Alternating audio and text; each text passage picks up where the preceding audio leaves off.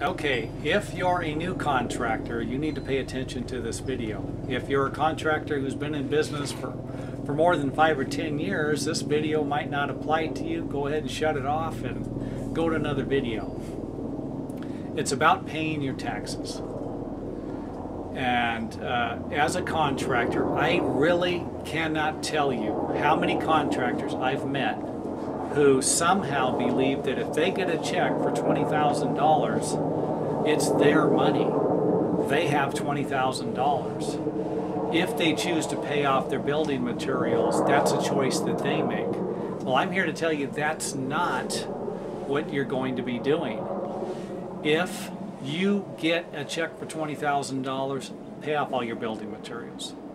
Pay everything that you owe, and then the money that you have is yours. And this might sound simple. This might be simple math. And it actually is. But I can't tell you how many contractors can't figure it out. So if you get your money, make sure that you pay your building materials. Make sure that you pay all of your taxes. Make sure that you pay everyone that you owe money to before you start spending this money. Again, simple. But I don't know how many people make this thing complicated. Now, with that said, I'd like to share a story with you of something that happened to two contractors that I personally knew. They were working on a job, and they were supposed to get paid for all the extras that they were doing on the job. These extras came out to be around $20,000. They actually owed most of this money in federal and state taxes for their payroll. They hadn't paid yet.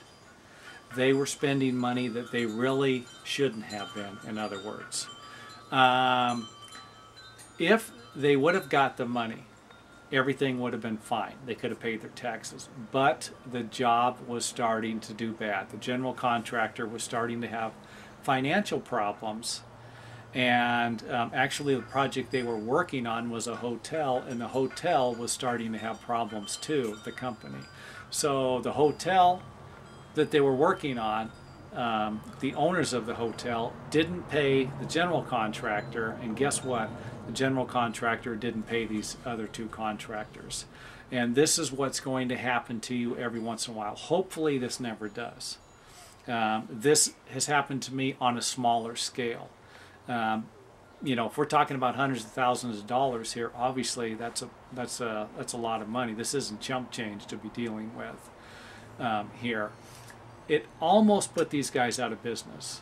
They ended up settling for a smaller amount, and the general contractor knew how to manipulate the situation and make them settle for less money than they should have. So don't get caught up in this type of thing. Don't assume that you're always going to get paid for everything on time, and don't assume that you're going to get paid and that's the money you're going to use to pay your taxes. Set a little bit of your money aside to pay your taxes. Make sure that you pay all your building materials. This isn't hard to do. If you get a job for $5,000, you have $2,000 in building materials. When you get the check for $5,000 for completing the project, take $2,000 and pay your building materials. Simple math. Don't let this happen to you. If you're watching this video, there are no excuses. You know better now. You need to pay the money that you owe. Taxes, building materials, payroll. Simple.